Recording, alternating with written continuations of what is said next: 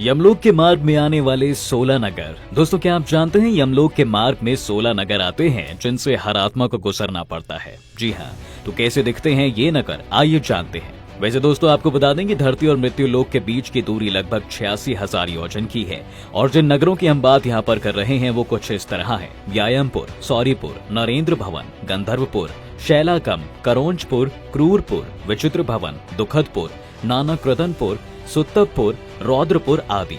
आपको जानकर हैरानी होगी कि इन नगरों तक पहुंचने के लिए आत्मा को 348 दिन लगते हैं। इतना ही नहीं दोस्तों, इस यात्रा के दौरान उस आत्मा को बंदी बनाकर खींचते हुए ले जाया जाता है। दोस्तों, यमलोक का मार्ग इतना आसान नहीं है जितना आप सोच रहे हैं। मार्ग पर कोई फूल या किसी तरह का रथ नहीं मिलता, बल्कि ऐसी चीजें मिलती हैं जिसको जानकर आप हैरान हो जाएंगे। जैसे कि यमलोक के मार्ग पर कहीं कीचड़ है तो कहीं जलती हुई आग है, कहीं तपती हुई बालू है तो कहीं नुकीली सुई के समान पत्थर हैं।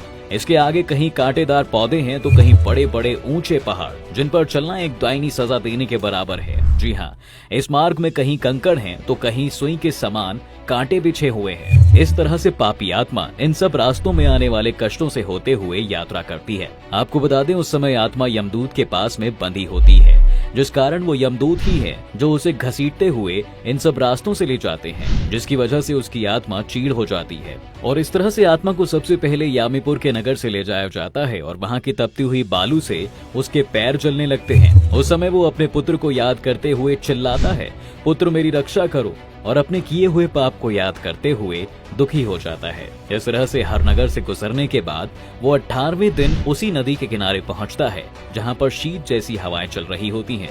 उसे देखकर आत्मा का आराम करने का मन करने लगता है, परंतु दोस्तों यमदूत ऐसा नहीं करने देते और उसे खींचते हुए आगे ले जाते हैं।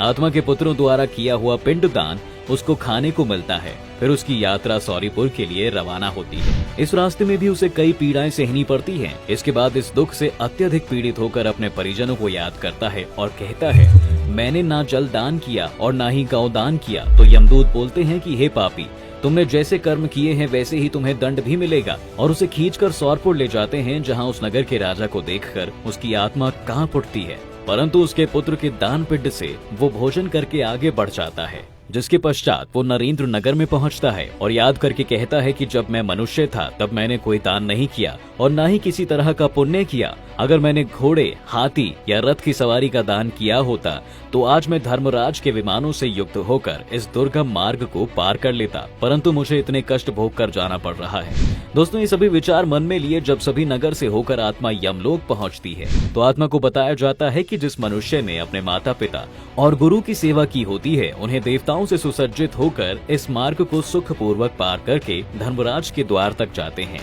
जो मनुष्य वेद आदि पुराणों का पाठ करता है वो ज्ञानी जन मनुष्य के द्वारा अपनी स्तुति सुनाता हुआ जाता है, वहीं सुखपूर्वक यमराज के द्वार तक जा सकता है। श्री हरि गरुड़ से बोलते हैं कि जो आत्मा मानव का जन्म पाकर पुण्य कर्म नहीं करता है वह पापियों का भागीदार होता है और वह आत्मघात करता है। जो मानव जन्म पाकर मानव धर्म का पालन नहीं करता वह घोर नरक में जाता है। इसलिए गरुड़ पुराण के अनुसार जब किसी मनुष्य की मृत्यु होती है तो उसका सब कुछ संसार पर ही रह जाता है, केवल उसके किए हुए कर्म ही उसके साथ जाते हैं। इसलिए जीवन में पुण्य, कर्म और दान करते रहना चाहिए।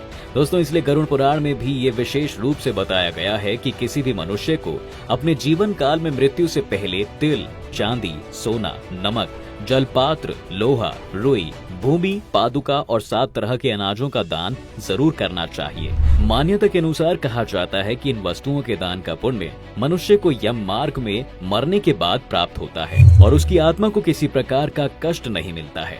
तो दोस्तों, आपको